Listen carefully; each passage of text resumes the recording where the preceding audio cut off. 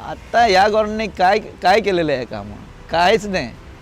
फक्त पेट्रोल वाढवलं आहे, डिझेल वाढवलेलं आहे, गॅस वाढवलेले आहे. हे तर सगळे घरामध्ये त्रास होते, बरबादीत झालेली आहे सगळी.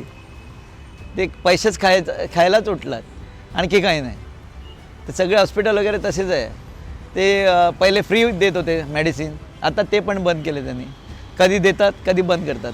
टॅक्स फ्री करतो म्हणून टॅक्स पण फ्री केलं नाही. लोनचं पण आम्ही काहीतरी करू, ते पण काय केलं नाही. आता इकडे गव्हर्नमेंट आला तर लाईट फ्री देतो म्हणून सांगितलं, पाणी फ्री, म्हणजे अशी खूप सुविधा देतो म्हणून सांगितलं.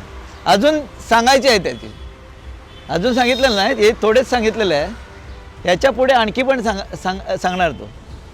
मला वाटतं ते करून दाखवणार. दिल्लीमध्ये करून दाखवलं तर गोव्यामध्ये काय? गोवा एवढ्यासा छोटा गोवा आहे, त्यात काहीच नाही करायला, प्रश्नच येत नाही. गोव्याची खाण म्हणजे काय? सगळे आमचं उत्पन्न आहे, ते मेन उत्पन्न त्याच्यावरतीच होते.